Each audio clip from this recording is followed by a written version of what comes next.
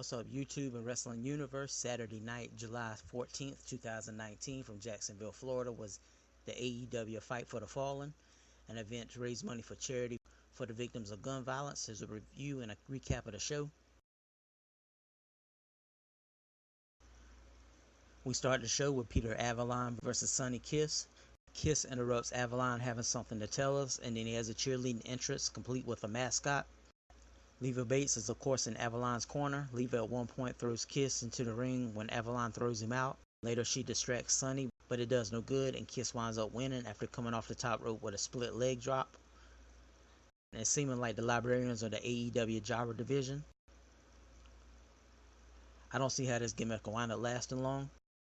We hear from the Rhodes brothers in the back about their donation, beating the Young Bucks, and if Cody is 100%. Next up is Britt Baker and Riho versus Shoku Nakajima and Bea Priestley. Britt Baker comes off looking heelish to me in this. I don't know why they didn't team her and Priestley together. Baker also seemed to be a little off her game early in the match, even going as far as to tag in the opposite partner at one point. It gets down to the two Japanese women in a slugfest, and Priestley and Baker both tag in to face off for the first time. I think this is what AEW originally wanted, as the crowd was into this part of the match. I think it's possible they just wanted to put Riho and Nakajima in an originally planned singles match to give them some attention as well. The match picks up in the second and ends when Nakajima gets a hurricanrana on Riho as she runs towards her. Afterwards, Britt Baker and Bea Priestley go at it, which I assume will set up a match in the future. We wind up hearing from Superbad Kip Sabian backstage, and he says that he wants to prove he's one of the best in the world. The main show starts at 8:15, and we begin with Jim Ross coming to the announcer booth. We start off with the six-man match. We got MJF, Shawn Spears, and Sammy Guevara versus Darby Allin, Jimmy Havoc, and Joey Janela. As expected, the story of this match seemed to be MJF and Shawn Spears. In the end, Shawn Spears gains the victory on Darby Allin. All men made this a good match.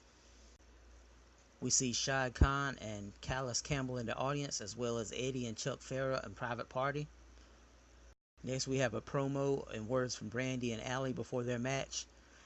As both women are in the ring, they shake hands. And then Kong comes out. As the match begins, Allie begins to get distracted by Kong giving Brandy control.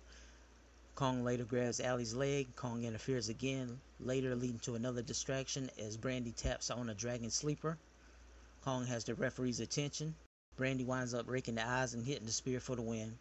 After the match, they begin to attack Allie, and they are distracted as Aja Kong comes out. She has words with Awesome Kong before Kong and Brandy wind up leaving. Aja Kong then winds up helping Allie out, and they walk to the back.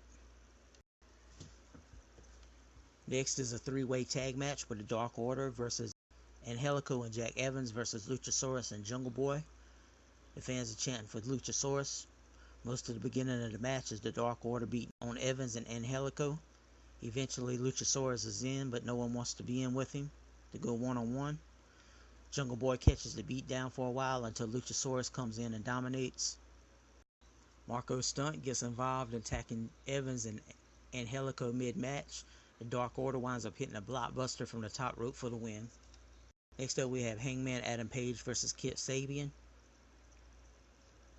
Adam Page comes off of the top rope to the outside and acts as if he hurt his leg. The announcers jump to automatically talking about he would need a replacement for the title match. We wind up getting a 5-minute remaining call. I honestly wasn't into this match much. I've never really been much of an Adam Page fan. I'm not saying that it's a bad match, it just wasn't for me. Adam Page gets the win at the 19-minute mark. Page gets jumped by a masked man, and there seems to be a lot of masked men showing up in wrestling lately. The announcers hint at it being the Dark Order, but it's clearly Jericho who takes off the mask and continues to lay Adam Page out. This match was more about the ending than Adam Page supposedly having an injured leg and being busted open by Jericho. Next up is a tag team match player, SoCal Uncensored versus Lucha Brothers. The match gets off to a slower start than I expect, and then the match basically turns into a 3-on-1 with Daniels getting involved as well, until the referee makes him leave ringside. Eventually the action picks up and speeds up from both teams with great tag team action with all 4 men allowed in the ring at once. Pentagon winds up with the win when they hit Scorpio Sky with a stomping pile driver. They then wind up attacking SCU with a ladder, grab a mic, and then climb it and speak some Spanish. And they say they want a ladder match because they are the best tag team on the planet. And apparently they're calling out the Young Bucks. The next match is set for one fall, and it's Shima versus Kenny Omega. This was a pretty good match, and it has me more into Shima. Kenny Omega seems to me like a guy that gets beat most of the match, only to overcome in the end. I haven't really seen a lot of Kenny Omega. I think this whole event seemed different to me, with me being really tired after a long day. I did like that the action picked up towards the end of the match, but it was a little long and it was slow paced for maybe about 17 of the 20 minutes. They claim Jon Moxley isn't here tonight as Omega celebrates the win after the one-winged angel. We get Chris Jericho out to cut a promo, and basically he gets attacked by Adam Page. Other wrestlers and officials wind up having to separate him. Jericho goes to the back, and Hangman is in the ringside area, eventually going towards the backstage area. In the main event of the night, we have the Young Bucks versus the Rhodes brothers, and I'm hoping this will be the show-stealing match. Match wasn't bad, really. At one point near the end, they began trading the stealing of each other's moves, which was the best part of the match to me. Young Bucks wind up picking up the win, and this wasn't the usual Young Bucks style match. They wind up winning with the Meltzer driver on Cody. Young Bucks begin speaking and say the Rhodes brothers are one of the best tag teams they've ever been in the ring with. They are cut off in their speech as time seems to be running short. A lot of people come to the ring for Khan to deliver a $150,000 check to the Victim Assistant Advisory Council as the show ends.